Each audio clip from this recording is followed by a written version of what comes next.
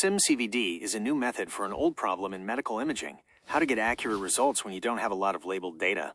The paper proposes a new framework for semi-supervised medical image segmentation called SimCVD, Simple Contrastive Voxel-Wise Representation Distillation. The main idea is to use a technique called contrastive distillation to learn from both labeled and unlabeled medical images. The key innovation is the use of boundary-aware representations. These are learned by contrasting the signed distance maps, SDMs, of the object boundaries. Here's how it works. Signed distance maps, SDMs. Instead of just predicting the segmentation mask, the model also predicts the SDM. The SDM for each voxel, a 3D pixel, represents its distance to the nearest boundary of the object. The sign indicates whether the voxel is inside or outside the object. This provides a more detailed geometric understanding of the object's shape. Contrastive distillation. The model is trained to produce similar SDM distributions for different views of the same input volume. This is done using a contrastive loss function, which encourages the model to learn representations that are invariant to small perturbations. This helps the model to learn the underlying shape of the objects, even with limited labeled data. Teacher-student network. The framework uses a teacher-student network architecture. The student network is trained to predict the segmentation masks and SDMs, while the teacher network provides guidance. The teacher network's weights are an exponential moving average of the student's weights, which helps to stabilize the training and prevent overfitting. Structural distillation. The framework also uses a technique called structural distillation, which further improves the performance by distilling pairwise similarities between the student and teacher networks. The authors evaluated SimCVD on two popular datasets: the Left Atrial Segmentation Challenge, LA, and the NIH Pancreas CT dataset. The results show that SimCVD achieves state-of-the-art performance, outperforming previous methods by a significant margin. For example, on the LA dataset, SimCVD achieved a DICE score of 90.85% with.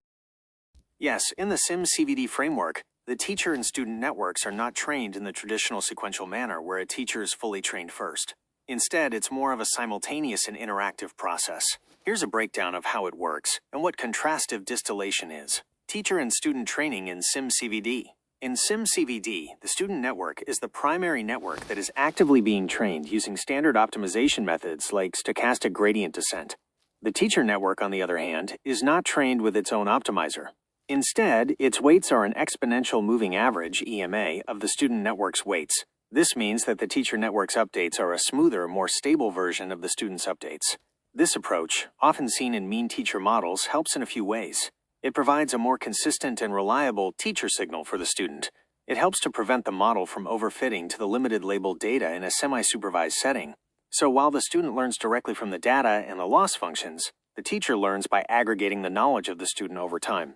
This creates a co-training dynamic where they evolve together throughout the training process. Yes, for SimCVD, the teacher and student networks are the same size and have the exact same architecture. Same architecture, different roles. The key distinction between the two isn't their size or structure, but how their weights are updated. Student network. This is the primary model that is actively trained with an optimizer, like ATOM or SGD, on the input data. Its weights are updated frequently with each training step. Teacher network. This model is not trained directly by an optimizer. Instead, its weights are an exponential moving average, EMA, of the student's weights. This means the teacher is essentially a more stable, time-averaged version of the student. This setup is fundamental to the mean teacher framework that SimCVD employs. The student learns rapidly and explores, while the teacher provides a stable, consistent target for distillation, which is crucial for learning effectively from unlabeled data.